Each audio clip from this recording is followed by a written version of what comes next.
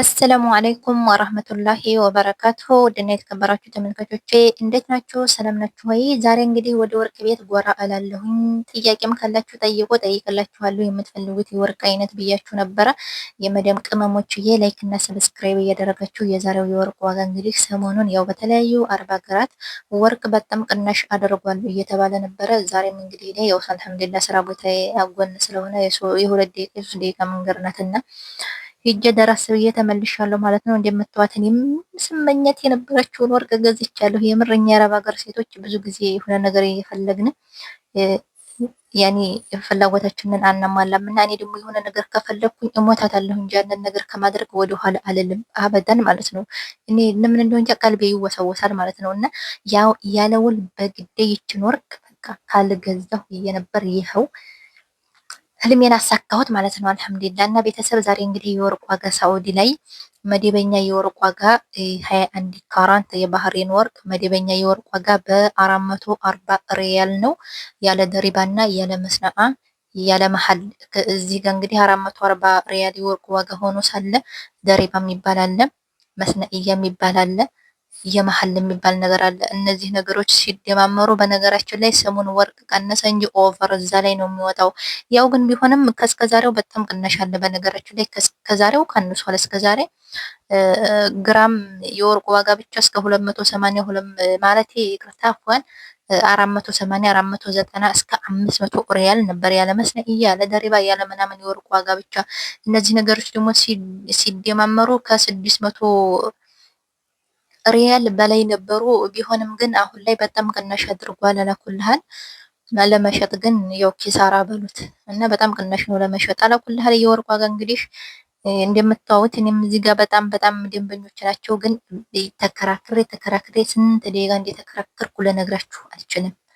እና ስመርጥ በቃ እዚህ ቦታ ላይ የሆነ ቦታ ስትሄዱ አይናዋ እየሆኑባችኋል። እንዲሁ ያንንም ሲያመጣ ያምራል፣ ይህም ሲያመጣ ያምራል። ግን ዋጋው እዛ ላይ ነው። ኦቨር 4000 3000 5000 ሪያል ወርቅ ነው የሚያመጡት እና አንዲት እህቴ ደግሞ ከእንደዚህ አይነት የሀበሻ ወርቅ 10 ግራም ምን ያህል እገዛለሁ ምናምን ብላ ነበር። እዚህ ጋር ጠይቄው ነበረ። ከነዚህ እንደዚህ እያሳየሁ ማለት ነው።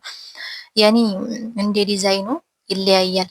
ሞዴል ጀዲድ ከሆነ ያኔ አዲስ ሞዴል ከሆነ ሊጨምር ይችላል። አላኩልሃል አሁን ባለው ዋጋ 10 ግራም ወርቅ አሁን ባሳያችሁ አይነት ዲዛይን ያን እንደዚህ ትልቅ ሳይሆን 10 ግራም ማለት በጣም ትንሽዬ ናት።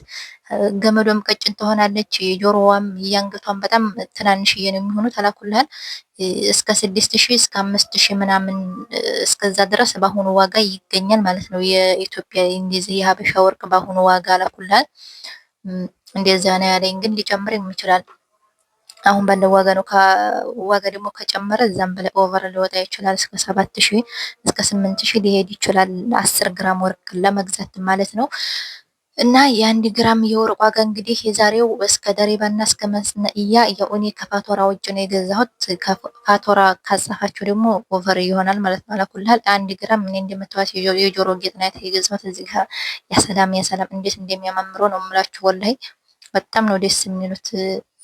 እንደዚህ አይነት ወርቆች ግን እኛ የት ልንለብሰው ነው? አላኩልሃል መግዛታችንን ነው። ለበስነው አልለበስነው ከልወሊ እና የአንድ ግራም ወርቅ ዋጋ እንግዲህ እኔ በገዛሁበት 560 እስከ ደሪባ እስከ መስነእያ እስከ ሁሉም በ560 ሪያል ነው እኔ የገዛሁት ማለት ነው። ግን እዛም በላይ ሊሆን ይችላል።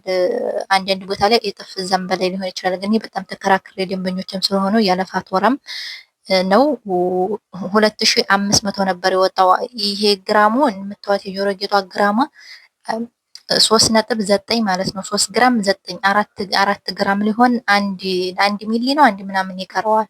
ያን ግብቶቹን አራት አልሞላችሁ አንድ ምናምን ይቀራታል። እና ይችን እንግዲህ በ2250 ተከራክሬ በዚህ መልኩ ገዝቻታለሁኝ እላችኋለሁኝ። እና በደንብ መከራከር ይኖርባችኋል ሄዳችሁ ስትገዙ። በነገራችን ላይ በጣም ነው እንደዚህ አይነት ወርቆች አሁን ላይ በቃ ተፈላጊ ናቸው። አዳዲስ ሞዴሎች የተለያዩ ሞዴሎች እየመጡ ነው እና በጣም ነው ደስ የሚሉት ማለት ነው። እና ይህንን ይመስላል። አላኩልሃል የዛሬው የወርቅ ዋጋ እንደምታዩት ነው። ሰው ልነግራችሁ አልችልም ያለ ዘሃማ። ለምን በጣም ሰው ቅናሽ ነው ስለተባለ ወላሂ ነው የምላችሁ። እኔ እንጃ ያለ ግፊት ልነግራችሁ አልችልም። እሻት ስለቀነሰ ሰው ጎበዝ ነው። ብር ካለ ብር አያስቀምጥም። አዳሚ እንዳትሸወዱ። እነ መዳም የሚገዙት ወርቅማ እያሳት እንዲሁ ግብዲያ ነው። የእነሱ ወርቅ እና የኛ ወርቅ ደግሞ ይለያያል። ምንም አያምርም። የሚገዙት እንደምታዩት ነው እንግዲህ 2400 አርጎልኝ ከዛ ደግሞ እየተከራከርኩ 2250 ደረስኩት እላችኋለሁኝ። ዛሬ ምን ሆነሽ ነው ናሽፍ ደረቅ ሆነሽ አልሳያልኝ ስለሚያቀኝ ደንበኛዬ ስለሆነ እና የመዲያም ቅመሞች መዲያሞች ራሱ በቃ ወርቅ ግዙ እየገዛችሁ አስቀምጡ ነው የሚሉት። ጥሩ ጥሩ መዲያሞች ካሏችሁ እንደዚህ ነው የሚሉት ሰራተኞቻቸውን እና እነሱ ራሱ የማይገዙት ወርቅ አይነት የለም ልነግራችሁ አልችልም። ሰው ግን እንደዚህ ብስል ነው ማለት ነው። ወርቅ ያኔ እንደማያከስር ያውቃል። አንዳንድ ጅሎች ግን የመዲያም ቅመሞች የኔ ወርቅ አልወድም ምን ወርቅ ምንም መስሎ አይታየኝ ምናምን የምትሉ ሰላማት ያኔ ይሽፊኩም ስለማታውቁት እኮ ነው ጥቅሙ ነው ወላሂ ላዚ እጃችሁ ላይ ብር ባይኖራችሁ አሁን ብትታመሙ ኳህ ታደርጉታላችሁ። ሄዳችሁ ብራችሁን መዝረጥ አድርጋችሁ እንደፈለጋችሁ የሰው ፊት አታው ብድር አትጠይቁ። የሆነ ችግር ቢፈጠርባችሁ ወርቃችሁን ኳህ ታደርጉታላችሁ።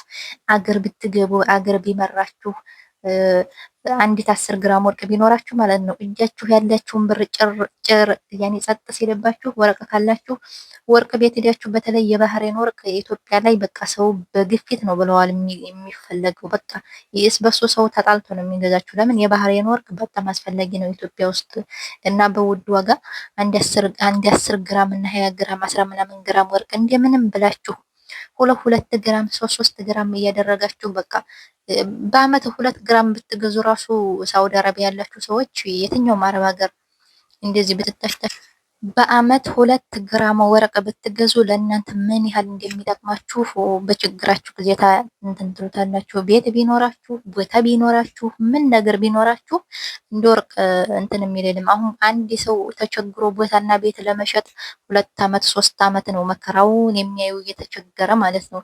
ለብር መያዣ ቦታ ብትገዙት ለብር መያዣ ቤት ምናምን ለመኖሪያችሁ ቤት ምናምን ካላችሁ ከዛ ውጭ ለብር መያዣ ሲሸግረኝ የሽግሬ ፈጥኖ የሚደርስልኝ ነገር ብላችሁ ካሰባችሁ በአመት 2 ግራም 3 ግራም ወርቅ ገዝታችሁ በወር ደመወዛችሁ እውነት በወር ደመወዛችሁ ማለት ነው ቢያንስ በየወሩ ደመወዛችሁ ወይንም መቶ ሪያል ራሱ ቆጥባችሁ 200 ሪያል በጎን ብያስቀመጣችሁ ስራዬ ብላችሁ ብራችሁን አጠራቅማችሁ እንደዚህ 2 ግራም 3 ግራም ወርቅ ብትገዙ ያሰላም ምን ያህል ተጠቃሚ እንደምትሆኑ ሲሸግራችሁ ተመልሼ ስደት እገባለሁ ብትሉ የሰው ፊት አታዩም። ወርቃችሁን ሄዳችሁ ሽጥ አድርጋችሁ በኩራት ትኖራላችሁ ማለት ነው። እውነት ኢትዮጵያን ያኒ ስለ ኢትዮጵያ ኑሮ የሚያውቁት አረብ ሀገር ኑረው ኢትዮጵያ ገብተው ተሸግረው ያንን ችግር ያሳለፉ ሰዎች ናቸው ያኔ የሚገባቸው ስለ ወርቅ ጥቅም። አሁን አረብ ሀገር ላይ ረጅም አመት ተቀምጠን ምናምን አይገባንም። አላኩልሃል ወሬ አላብዛባችሁ፣ ምክንያቱም ካወራሁ ይረዝማል ሁሉን ነገር። ይህንን ይመስላል። ሰላም አለይኩም ወራህመቱላሂ ወበረካቱ።